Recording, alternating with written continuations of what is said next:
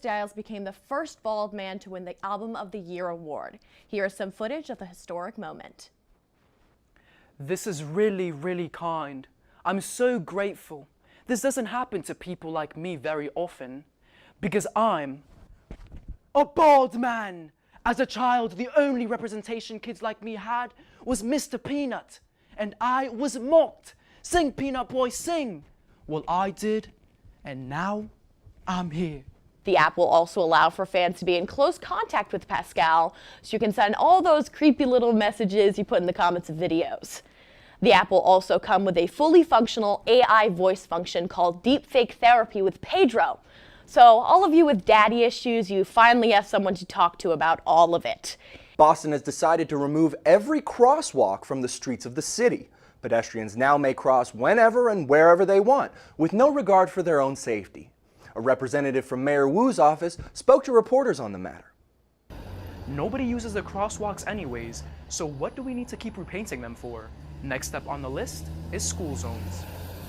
To combat these hindrances, the T has announced a brand new alternative, conga lines. The lines will run along the routes of every subway line, and riders are encouraged to wear the color corresponding to the line that they're on to avoid being separated from the conga. To keep the lines moving, the MBTA has designed a special playlist in collaboration with DJ Snake, including I Like to Move It, Party Rock Anthem, and Hello by Adele. Complimentary drinks and snacks will be provided to all riders. Big news for all you sports fans out there. Tom Brady has just rescinded his retirement announcement for the second year in a row. Instead, he's opting to follow in the footsteps of every middle-aged white man after a rough divorce and losing custody of his kids. That's right, Tom Brady will be moving to Las Vegas to play for the Raiders. There, he'll gamble both his legacy and his neurological health for a team that went 6-11 this past season. We'd project the team to perform just as bad, if not worse, next year, but if anyone can bounce back from a midlife crisis, it's Tom. Go Pats!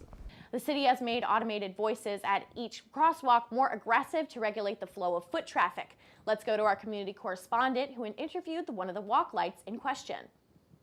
That's right, Hannah. The crosswalk now makes a variety of colorful statements when prompted. What do you need to be rushing for? It's not like anyone's waiting for you on the other side of the street. If you do not get across the street in 10 seconds, I will explode. 10, 9, 8. Yeah, wait here just like I told you to. You like being my bitch, don't you? Back to you at the desk. Look, I got a piece and it was only $300.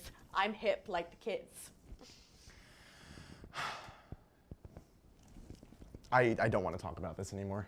Emerson has announced plans to rename Piano Row Guitar Row in a new Title IX diversity effort. The name change is a move to show more acceptance to Emerson's minority population of white guys with guitars. An Emerson representative spoke on the matter. They sit in the common rooms at all hours playing Wonderwall and terrible covers of John Mayer songs, which are already pretty bad to begin with. That deserves recognition. Fuck piano players! Guitar guys are the real heroes. However, these new posts have been damaging in different ways. Teens have found themselves psychologically scarred by warped images of their loved ones like these. Teens report losing sleep. They're unable to rest as these images are burned into their eyelids and glare even in the darkness when their eyes are closed. Now, we do fake stories on this show, but that situation is real. Emerson really made a shirt that says property of Emerson College. For the low price of $35, you could own this absolutely ridiculous t-shirt. Everyone got a nom. Well, almost everyone. It seems that the Leftovers have created their own award show for all the projects so unredeemable they've been rejected by both the Evvies and the student body at large. The categories include podcasts hosted by friends who are funny, you know, just like hanging out. Smut with too little plot to be picked up by any lit mag on campus. Comedies that aren't afraid to say what everyone's thinking. The actual show will be held in the 2B alleyways that everyone will be forced to attend as they mill from classes, dorms, etc. To honor Women's History Month, women are staying at home and taking a break.